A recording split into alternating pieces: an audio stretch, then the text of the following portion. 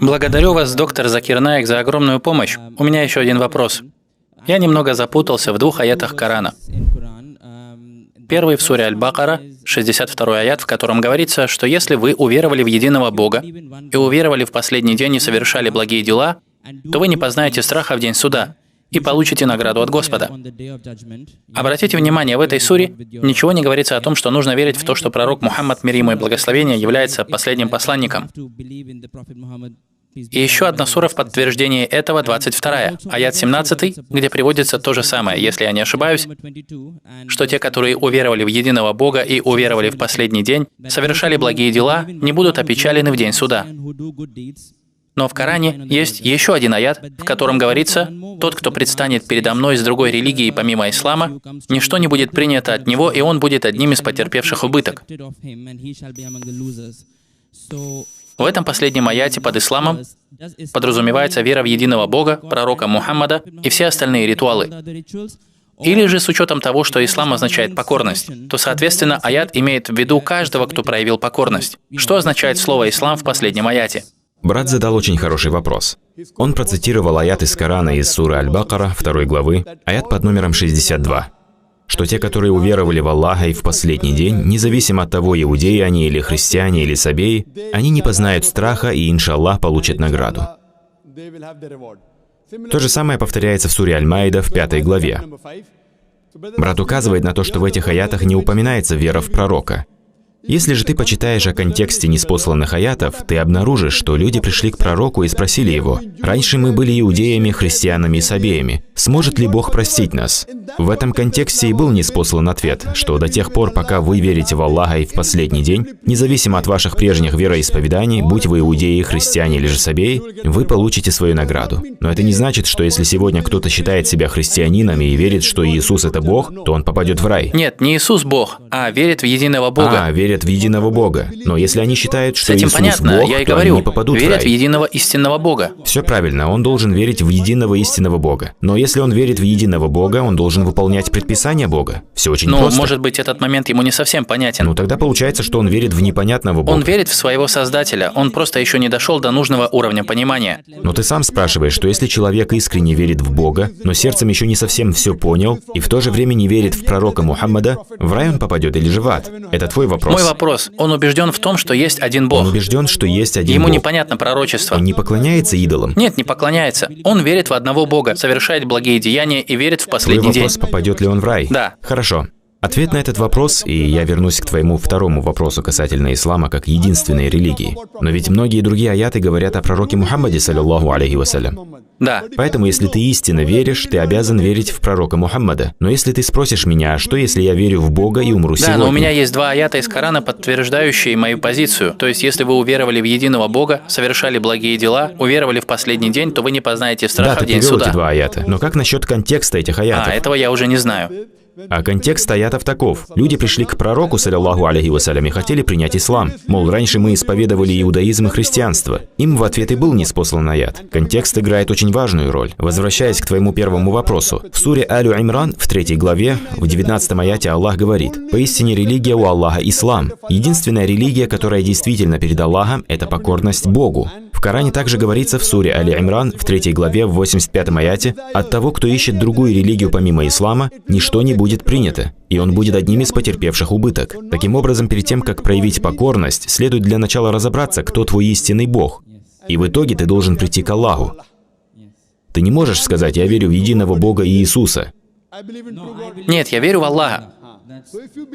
В одного Бога. Но если ты веришь в Аллаха, ты обязан следовать предписаниям Аллаха. Если же ты веришь в Аллаха, но это не побуждает тебя выполнять предписания Аллаха, то значит ты веришь не в истинного Аллаха. Я верю, что Аллах не был создан, не был рожден и не имеет детей. Я верю в это. Все правильно, машаллах. Я верю. И все это на данный момент. Только это еще не полноценный ислам, а всего лишь его часть. Даже если ты будешь просто верить в пророка, это не значит, что ты попадешь в рай. Если ты веришь в единого Бога, веришь в пророка, но не будешь совершать благие деяния, то ты не попадешь в рай. Так? Следует понимать, что если ты веруешь в истинного Бога, и если ты знаешь... Кстати, откуда ты взял «Куль ху Аллаху ахад»? Где ты это прочитал? В Коране. В Коране. Также в Коране мы видим, в суре Мухаммад, Этот момент вполне укладывается у меня в голове. С другими все еще остаются вопросы. Какие еще вопросы? Задавай, и я попробую ответить, чтобы в день суда я мог заявить, что я дал тебе ответ и попытался развеять твои заблуждения. У меня есть вопрос личного характера, лучше я отправлю его по электронной почте. Хорошо, напишешь по электронке. И если получишь убедительный ответ, тебе придется поверить в пророка Мухаммада. Договорились? Конечно. И последний вопрос. Мы знаем, что в исламе есть декларация веры, калима, то есть «Ля иляха илля Мухаммаду Расулюллах». Нет ничего достойного поклонения, кроме Аллаха, и Мухаммад – посланник Аллаха. В исламе калима звучит не совсем так, как в христианстве и иудаизме. Или я ошибаюсь? В этих двух религиях была похожая калима? Нет. Нет. И знаешь почему? Потому что в ней говорится, что нет Бога, кроме Аллаха. Ну, что-то в этом роде.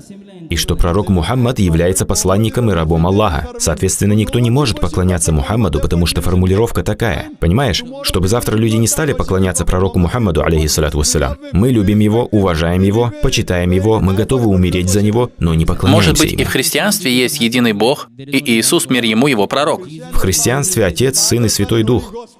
Нет, я сейчас говорю об учениях Иисуса, а не то, о чем сегодня говорят христиане. Во время каждого пророка было «Ля иляха илля», и на то время Иса Расулюллах. Какие проблемы?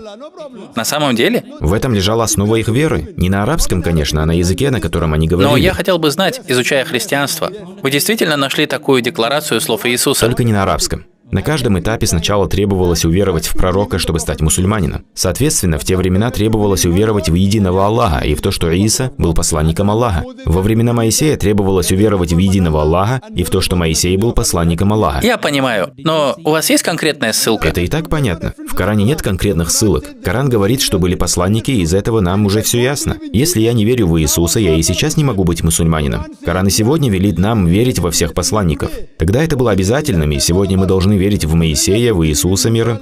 А ты меня спрашиваешь, а в те времена тоже надо было верить? Это же простая логика. Я понимаю, что в те времена тоже надо было верить, но почему тогда нам не встречается такая же формулировка, или же калима, в христианстве и в иудаизме в наше время? В наше время христианство А изменилось. как насчет иудаизма? Он тоже изменился, брат. Получается, они отклонились от основной формулировки калимы? Безусловно. Они сделали посланника Богом. В Библии сегодня написано, что Иисус не является Богом. Он никогда не назвал себя Богом. Он Божий посланник. Таким было учение церкви. Сегодня все видоизменилось. Но как насчет иудаизма? Они все еще верят в единого Бога. Они не считают Моисея Богом. Вам встречалась такая формулировка, что они верят в единого Бога и что Моисей является Божьим пророком? Нет, но они верят, что Моисей был Божьим посланником. И в то же время они называют Иисуса Христа, мир ему, самозванцем. Это неправильно. Если вы считаете, что Иисус был самозванцем, упаси Аллах, то это неверно. Да и многие другие ошибочные заключения, а именно поэтому Коран – это фуркан, то есть критерий, различающий верное от неверного. Все, что соответствует сказанному в Коране, мы принимаем за Слово Божье. Все, что противоречит Корану, не является Словом Божьим. А все, что не соответствует и не противоречит, остается неясным. Может да, а может и нет. Я уловил вашу мысль. Но я хотел бы узнать, быть может, изучая иудаизм, вам встречалась конкретная формулировка калима? Нет, нет. То есть даже формулировки не осталось? Быть может, на арамейском? Я такой не слышал. То есть они верят, что Моисей был пророком, но у них нет такой ясной формулировки, как «Ля иляха илля». В Писании я не встречал. Понятно, хорошо. И еще один последний вопрос. Второй последний или третий последний? Последний. Последний из последних. Просто последний. Последний из последних. Хорошо, последний из последних. Недавно в новостях сообщили, что в Индии будут разрешены однополые браки.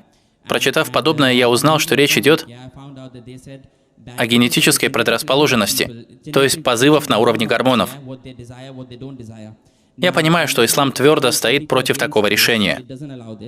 Но если у человека эти позывы проявляются на генетическом уровне, и если у него есть право выбора, если он родился с такими склонностями, и тут, согласно исламу, он должен быть наказан за что-то врожденное. Согласен, звучит нелогично. Сначала Господь сам его сотворил таким, а потом Господь наказал его за это. Брат задал вопрос касательно того, что недавно в Индии был разрешен гомосексуализм.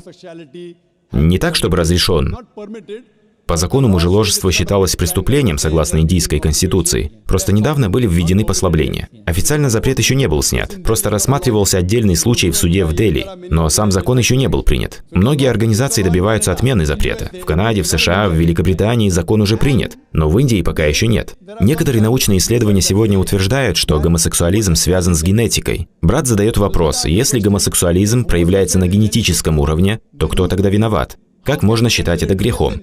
Отличный вопрос. Эти исследования проводились и раньше, несколько лет назад.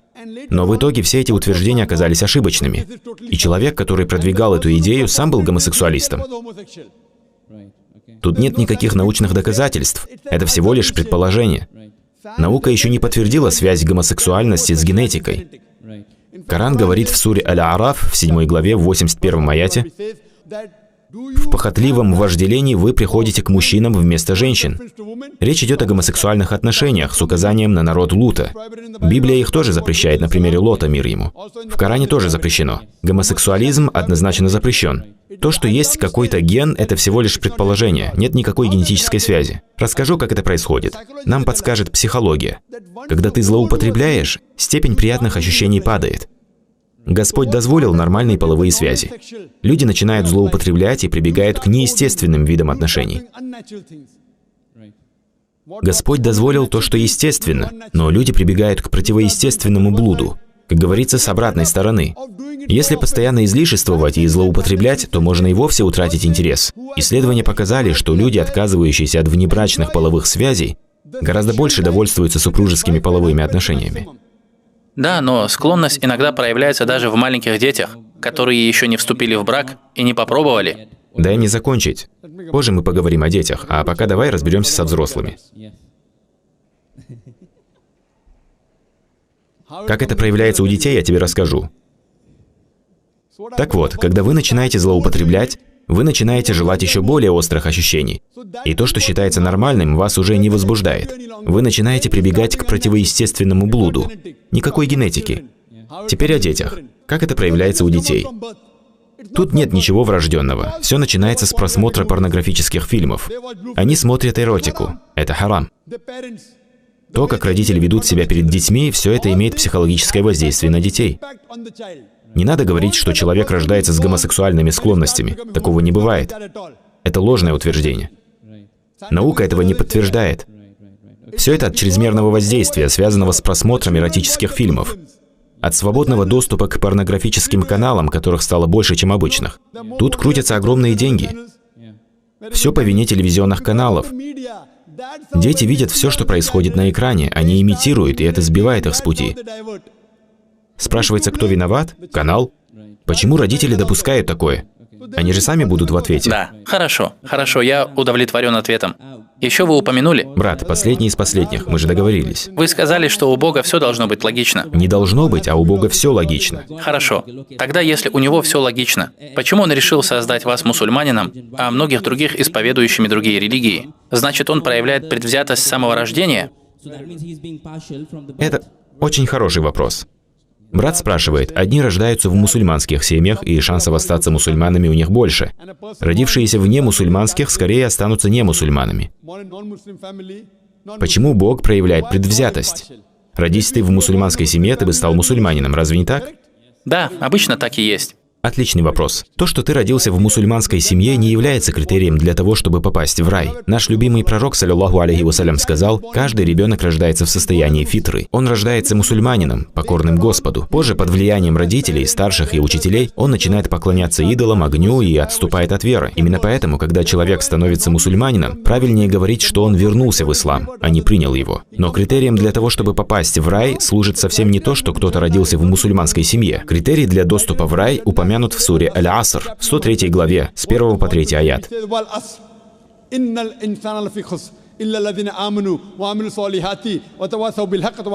Клянусь предвечерним временем, каждый человек поистине в убытке, кроме тех, которые уверовали и совершали праведные деяния, и заповедали друг другу держаться истины, и заповедали друг другу терпеть. Для того, чтобы попасть в рай, человек должен отвечать всем 4 критериям. Это иман, это благие деяния, это призыв людей к истине и призыв людей к проявлению терпения и стойкости. Если человек рождается в мусульманской семье, то у него больше шансов соответствовать первому критерию, но не остальным 3. Возможно, ты родился родился в праведной семье, но у тебя нет имана. Я не знаю. Но если я родился в христианской или индуистской семье, у него все равно больше шансов соответствовать всем остальным критериям. Брат, для того, чтобы попасть в рай, существует 4 критерия. Если человек родился в мусульманской семье, но он не совершает благих деяний, не призывает к вере, он попадет в ад. Он не попадет в рай. Только за то, что тебя зовут Закир, Мухаммад, Абдуллах или Султан, ты не попадешь в рай. Практика тоже играет очень важную роль. Ты можешь родиться в семье совершающих праведные поступки и не иметь веры. У всех разная среда. Но Всевышний Аллах говорит в суре Аль-Фуссилят, в 41 главе, в 53 аяте: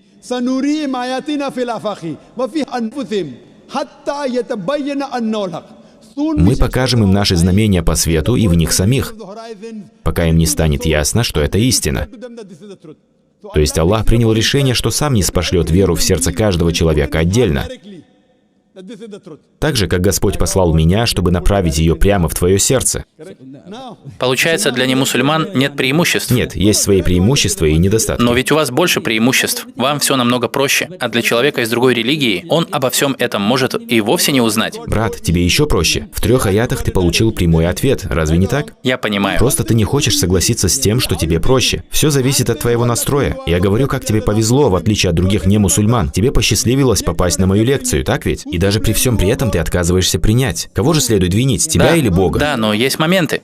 Религия — это большое дело. Нет.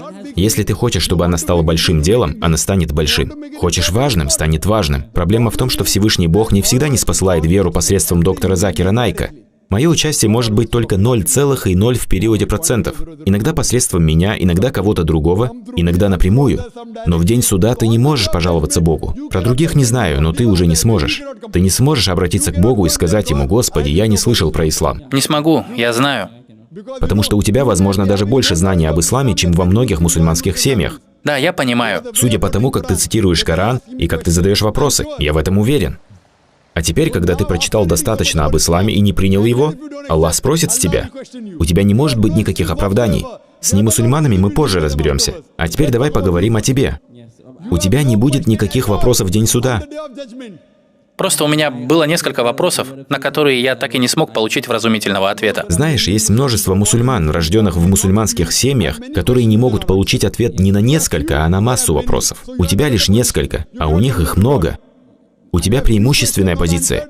Я просто скажу, что на эти вопросы я не смог получить ответа, и это станет основанием, почему я не принял. Может быть, я приму позже, кто На знает. какой вопрос ты не получил ответа? Давай прямо сейчас. Там тебя спросят: доктор Закир Найк спросил тебя перед аудиторией в 20-30 тысяч. На какой вопрос касательно Корана ты не получил ответа? Во-первых, ответ, который вы мне дали касательно телевизионных каналов и эротических фильмов. Я знаю детей, у которых даже нет доступа к телевизору, но у них есть склонности.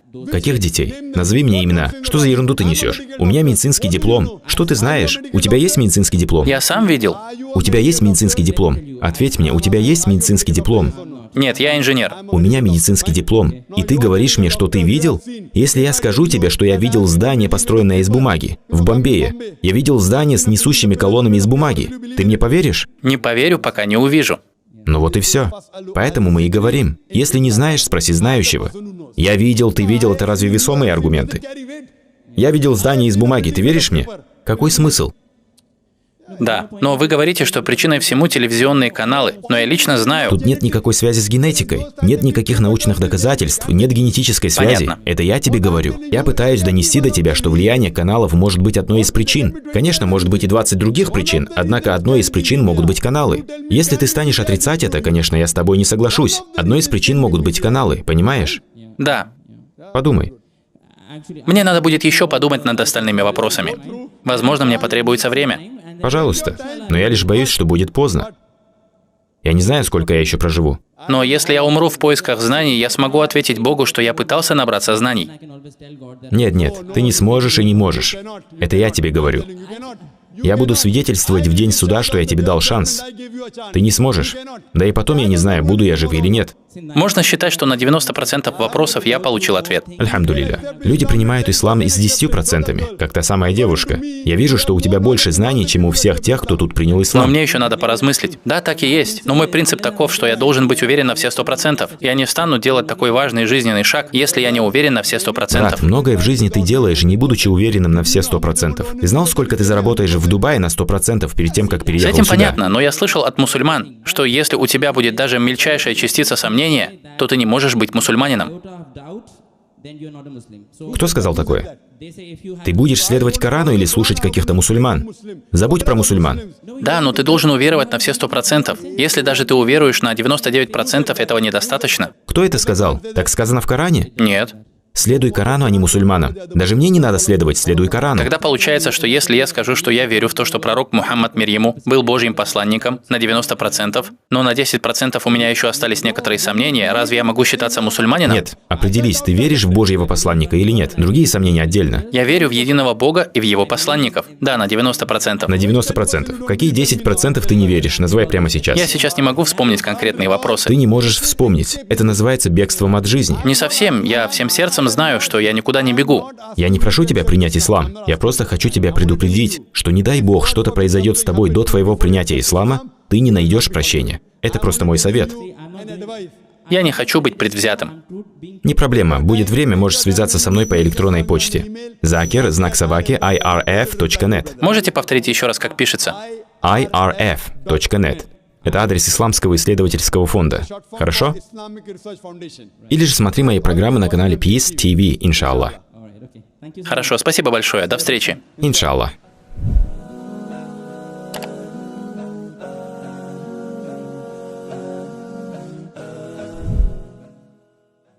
Ассаляму алейкум ва рахматуллахи ва баракату. Аллах сказал в Коране: «Стремитесь же опередить друг друга в добрых делах. Где бы вы ни были, Аллах соберет вас вместе. Поистине Аллах всемогущ». Дорогие братья и сестры, по воле Аллаха, YouTube активировал нам функцию спонсорства. Теперь вы можете сами стать активным участником исламского призыва на канале Mission Dawah, став нашим постоянным спонсором. Для этого просто нажмите на кнопку «Спонсировать» под любым видео на канале и выберите подходящий вам уровень поддержки. В зависимости от выбранного уровня вы получите дополнительные привилегии, в том числе и ранний доступ к некоторым видео на канале. Присоединяйтесь к нашей команде. Примите прямое участие в исламском призыве на канале Mission Dawah. Станьте нашим спонсором. И да примет от вас Аллах.